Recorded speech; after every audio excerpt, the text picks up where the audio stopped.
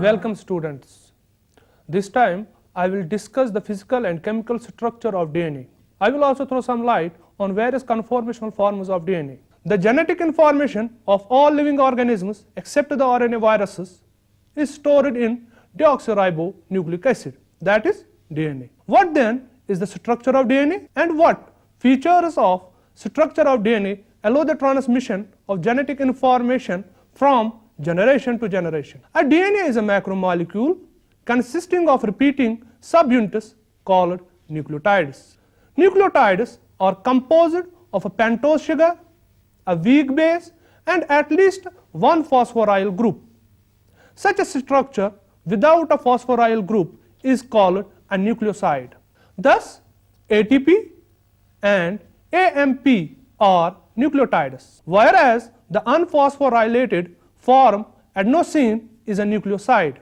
In nucleotides, pentose sugar is in the beta-furanase form, that is, in a closed 5-member ring. In DNA, the pentose sugar is 2'-deoxy-D-ribose, or simply deoxyribose, which is the reason for the name deoxyribose nucleic acid. The oxygen atom present at the second carbon of ribose is missing in deoxyribose. Hence, it is named 2'-deoxyribose. The position of carbon atoms of pentose sugars are denoted as 1', 2', 3', 4', and 5'. In order to differentiate them from the corresponding positions in DNA bases, which are not marked by a prime.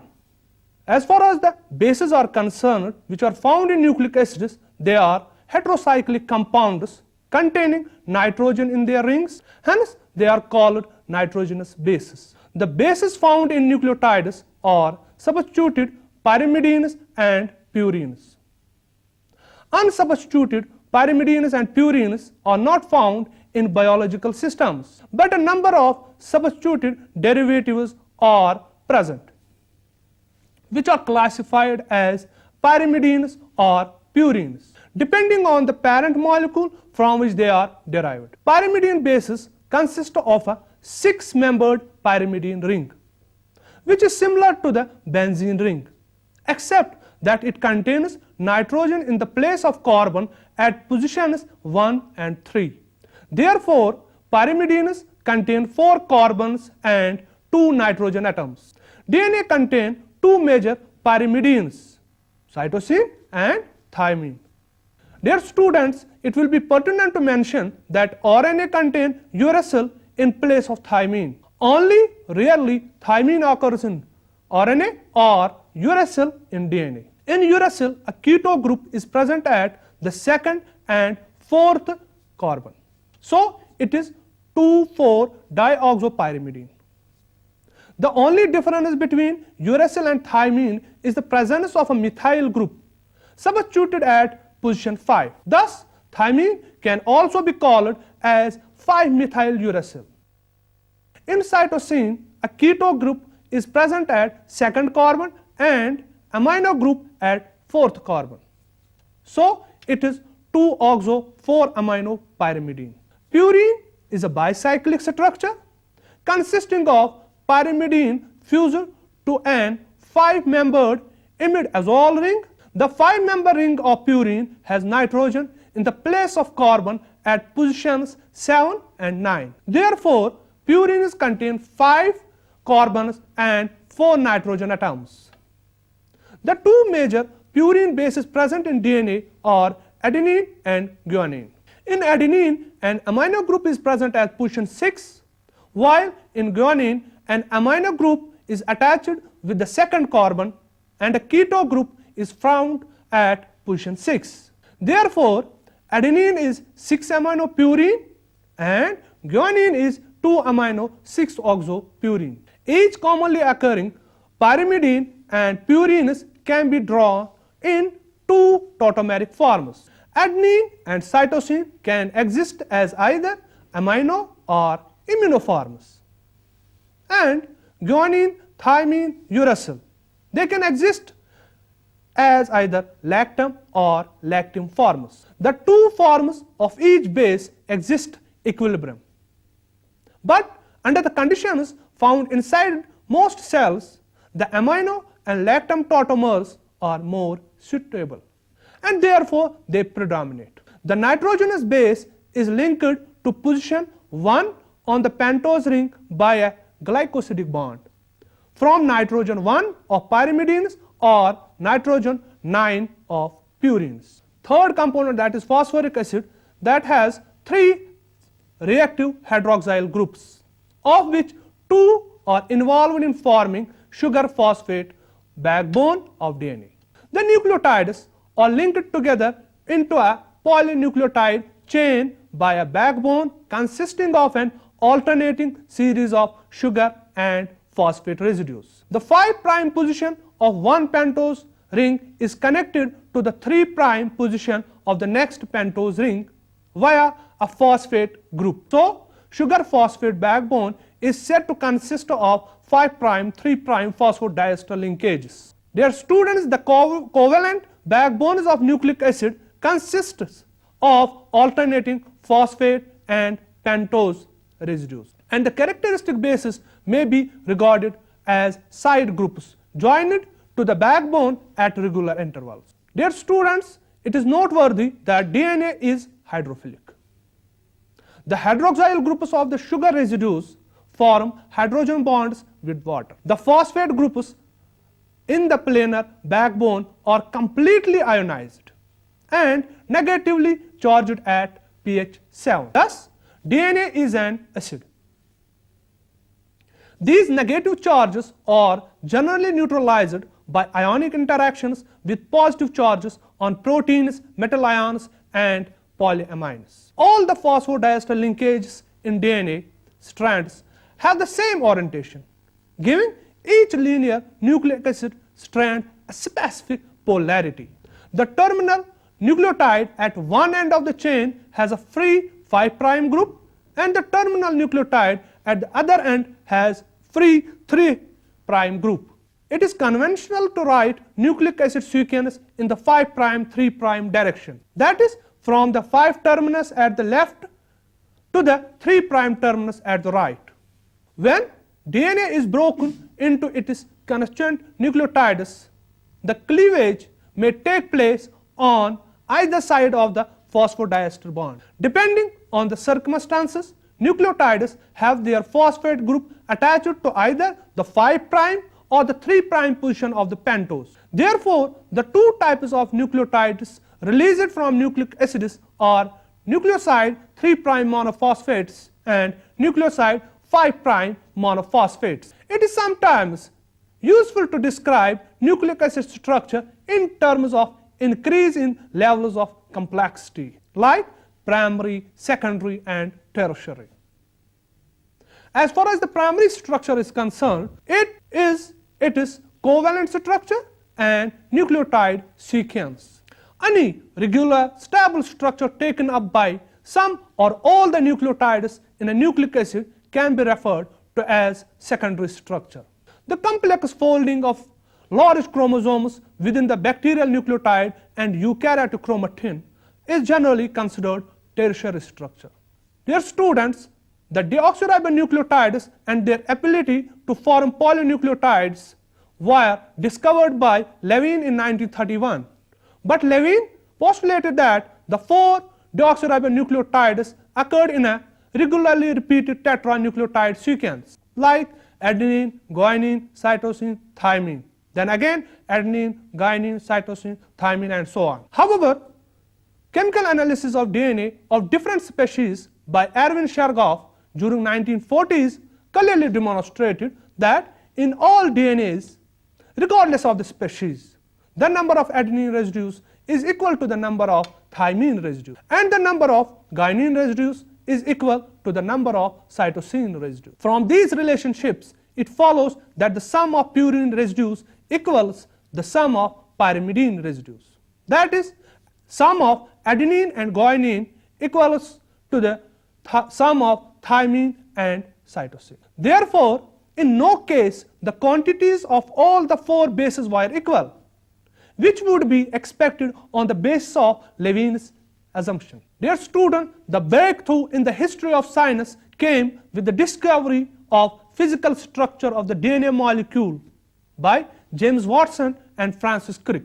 In 1953, they proposed the double helix model of DNA, which soon became universally accepted. Three notions converged in the construction of the three-dimensional model of DNA proposed by Watson and Crick. Number one, X-ray diffraction data carried out by Francis Wilkin showed that DNA has the form of a regular helix, making a complete turn after every 3.4 nanometer with a diameter of approximately 2 nanometer. The distance between adjacent nucleotides is 0.34 nanometer. So, there must be 10 nucleotides per turn. Number two, the density of DNA suggested that the helix must contain two polynucleotide chains. The constant diameter of the helix predicted from the density can be explained if the bases in each chain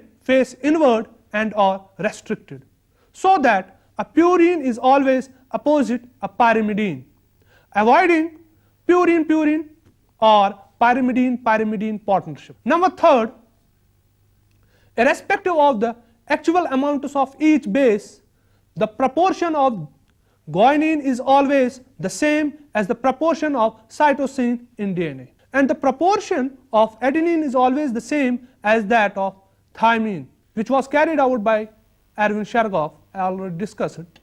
Thus, the composition of any DNA can be described by the proportion of its base, that is guanine plus cytosine, which ranges from 26% to 74% for different species. The double helix model proposed by Watson and Crick consists of two helical DNA chains coiled around the same axis to form a right-handed duplex. The hydrophilic backbone of alternating deoxyribose and negatively charged phosphate groups are on the outer side of the double helix, facing the surrounding water. The purine and pyrimidine bases of both strands are stacked inside the double helix with their hydrophobic and nearly planar ring structures very close together and perpendicular to the long axis of the helix. The spatial relationship between these strands creates a major or larger groove and minor or smaller groove between the two strands. In the Watson-Crick structure, the two strands of the helix are antiparallel. That is, their 5' 3' phosphodiester bonds run in opposite directions. Each base of one strand forms hydrogen bonds with the base of the other strand, forming a base pair. Only the lactam and amino tautomers of each base accommodate such hydrogen bonding. Guanine pairs with cytosine and adenine with thymine. These base pairs maximize hydrogen bonding between potential sites. Accordingly, guanine-cytosine base pairs have 3 hydrogen bonds, and adenine-thymine base pairs have 2. This feature of double-stranded DNA accounts for Chargaff's earlier discovery that the ratio of adenine to thymine and guanine to cytosine is 1:1 for a wide diversity of DNA molecules. Because adenine in one strand pairs with thymine in the other and guanine pairs with cytosine, the strands are complementary and can serve as a template for each other. During replication, the two strands of the DNA molecule uncoil, and the unpaired bases in the single strand region of the two strands bind with their complementary bases present in the cytoplasm as nucleotides. These nucleotides become joined by phosphodiester linkages, generating complementary strands of the old ones. This provides for almost error-free, high-fidelity replication of the genetic material. To account for the periodicities observed in the X-ray diffraction pattern, Watson and Crick used molecular models to show that the vertically stacked bases inside the double helix would be 0.34 nanometer apart, and that the secondary repeat distance of about 3.4 nanometer could be accounted for by the presence of 10 nucleotide residues in each complete turn of the double helix. As already discussed, the DNA double helix of duplex is held together by two sets of forces. Number one, hydrogen bonding between complementary bases, and base stacking interaction. The specificity that maintains a given base sequence in each DNA strand is contributed entirely by the hydrogen bonding between the base pairs. The base stacking interactions, which are largely non-specific with respect to their identity of the stacked bases, make the major contribution to the stability of the double helix. Under physiological conditions, double-stranded DNA is more stable than or separated DNA strands. Consequently, duplex DNA predominates in vivo. Sometimes, however, the structure of DNA can be disrupted, as occurs during DNA replication and transcription. Complete unwinding of the duplex and separation of the complementary single strands is called denaturation. Denaturation occurs only in vitro. Double-stranded DNA can be disrupted when solutions of DNA are heated above a certain temperature, or when sufficient concentrations of chemotropic agents like urea are added. Dear students, deoxyribonucleic acid is a remarkably flexible molecule. Considerable rotation is possible around a number of bonds in the sugar phosphate backbone. DNA can assume different conformations under different physical conditions. The Watson-Crick structure is also referred to as B-form DNA. This form shows right-hand coiling and contains 10.5 base pairs per pitch or turn instead of 10. The B form is the most stable structure for a random sequence DNA molecule under physiological conditions, and is therefore the standard point of reference in any study of the properties of DNA. In the years that followed publication of the Watson-Crick model for double helix DNA, X-ray crystallographic studies of various synthetic oligo-deoxyribonucleotides of known sequences results in refinement to the structural dimensions. It is now known that DNA inside the cell does not exist in a pure B-form conformation, but rather as a dynamic molecule whose exact conformation changes as the DNA strands bend in solution and is complexed to proteins. Dear students, the two most important alternative conformations are aDNA, which occurs in dehydrated conditions, and number two, zDNA, which forms when certain sequences of base pairs are present. Certain nucleotide sequences fold up into left-hand Z duplexes more readily than do others. Prominent examples are sequences in which pyrimidine alternates with purines, especially alternating cytosine and guanine, or 5-methylcytosine and guanine. A-form DNA is also right-handed duplex, but the rise per base pair is 0.23 nanometer and the number of base pairs per helical turn is 11. A-DNA is more tightly wound than B-DNA, and the difference between the major and minor grooves are reduced. As far as the zDNA is concerned, it is even more different from B-DNA. There are no grooves and the helix shows left-hand coiling. There are 12 base pairs per helical turn, with the rise of 0.38 nanometer per base pair. In zDNA, the sugar phosphate backbone follows a zigzagged path, giving it its name zDNA. Dear students, I hope you might have understood the physical and chemical nature of DNA. Also, you might have understood the features that enables this micromolecule to transmit the genetic information from one generation to another. Thank you very much.